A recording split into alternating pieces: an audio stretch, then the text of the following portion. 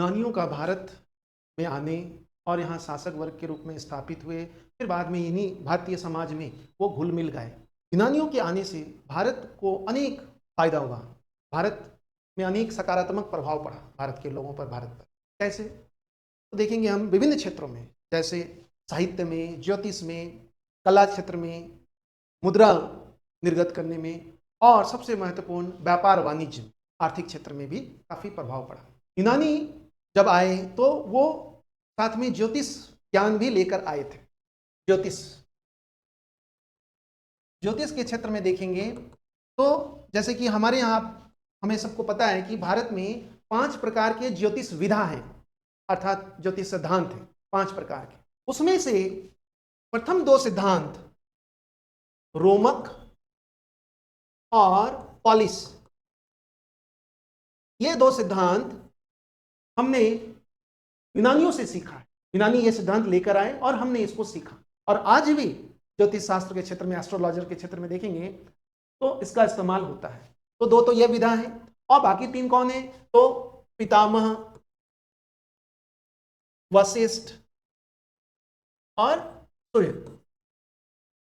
ये 3 भारतीय, मतलब भारत में ही इसका जन्म हुआ है इस विधा का, लेकिन ये दोनों जो हैं वो यूनानी प्रभाव से भारत में, यूनान से आया है भारत। अर्थात यूनानियों ने भारतीय ज्योतिष में बहुत ही महत्वपूर्ण योगदान दिया। इसी संदर्भ में वराहमिहिर 6वीं शताब्दी ईस्वी का हमारे देश के बहुत बड़े गणितज्ञ, एस्ट्रोलॉजर थे, खगोलविद भी थे, ज्योतिषविद भी थे। वराहमिहिर की प्रसिद्ध पुस्तक है वृहत संहिता। इस पुस्तक में वराहमिहिर कहता है कि यद्यपि यवन यूनानी बर्बर हैं, फिर भी इनके ज्योतिष ज्ञान के कारण इन्हें ऋषियों की भांति सम्मान दिया जाना चाहिए, सम्मान के योग्य है। कौन कह रहा है ये बात? वराहमिहिर प्राचीन भारत के सबसे पहला, यो भारतीय ज्योतिषाचार्य में से इनका नाम आता है, पहला ज्योतिषाचार्य मान सकते, जो यूनानियों के इस योगदान के लिए उसे कहते हैं कि उन्हें ऋषियों की भांति सम्मान के ये पात्र हैं, वराहमिहिर अपनी पुस्तक में। और महाभारत में भी यूनानी ज्ञान ज्योतिष के बारे में काफी कुछ लिखा है। महाभारत में कहते हैं कि ये यवन जो है मलिच्छ है, यद्यपि यह मलिच्छ है, फिर भी इनके ज्ञान के कारण यह पूजनीय है। मतलब यवन को, यूनानियों को महाभारत में पूजनीय कहा है। तो आप समझ सकते हैं कि यूनानियों ने किस तरह से भारतीय ज्योतिष के विकास में योगदान दिया है, क्योंकि उसकी तारीख तो वराहमिहिर की वृहत संहिता से भी मिलता है, और महाभारत में भी इसके बारे में हमें जानकारी मिलती है। ध्यान रखना, हमारे देश में कुल 5 प्रकार की ज्योतिष विधा हैं, जिसमें से रोमक और पॉलिस ये यूनानियों से हमने सीखा है, और बाकी भारत में इसका जन्म हुआ। तो एक तो ज्योतिष शास्त्र में यूनानियों का प्रभाव हमने देखा। दूसरा हम देखें साहित्य के क्षेत्र में, इसमें देखें तो जैसे हमारे यहाँ साहित्य जो लिखा जाता है, कई शैलियां हैं। एक दोहा शैली है, दोहा लिखा जाता है ना, वो भी हमने यूनानियों से ही सीखा है। मतलब भारत में दोहा यूनानियों ने लाया है, दोहा। इसके अलावा कला में देखें तो मूर्ति कला में देखेंगे हम तो, जैसे कि हमारे देश में सबसे पहले जो मूर्तियां बनी हैं वो इसी काल में, मौर्योत्तर काल में बनी है। और जो मूर्ति कला बनी वो किस शैली में बनी है? सबसे पहला जो मूर्ति कला बनी है, हमारी मूर्तियां बनी है, वो गंधार शैली में बनी है। और गंधार शैली मुख्य रूप से देखा जाए तो यह हेलेनिस्टिक आर्ट का ही विकसित रूप है। हेलेनिस्टिक कला का यह डेवलप टाइप है। मतलब हेलेनिस्टिक कला ये यूनानियों की कला है, जो यूनान में प्राचीन काल में बहुत प्रसिद्ध था, और उसी का एक विकसित रूप है गंधार स्टाइल।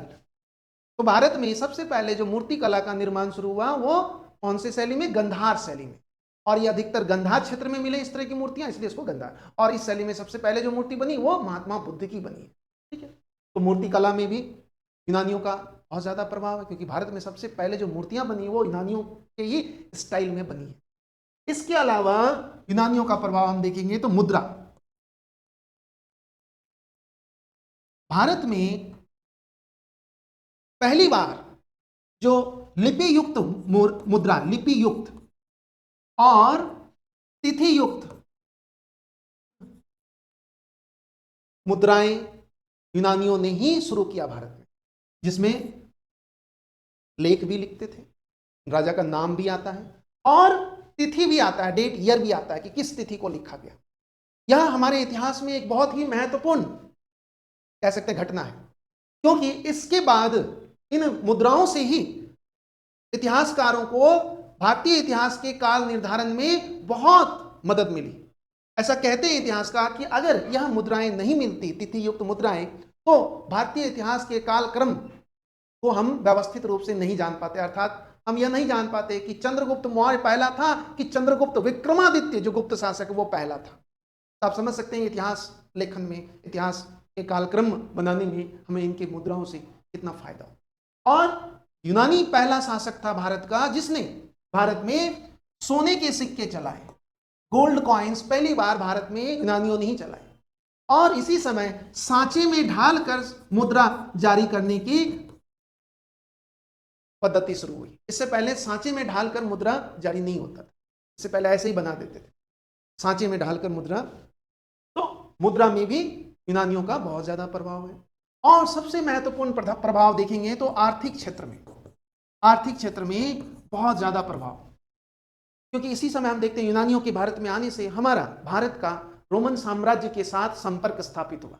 यह संपर्क व्यापार वाणिज्य के क्रम में हम रोमन साम्राज्य को भारी मात्रा में वस्त्र और अन्य प्रसाधन, मतलब विलासिता संबंधी वस्तुएं, हम उनको निर्यात करते हैं और बदले में हमें क्या मिलता है?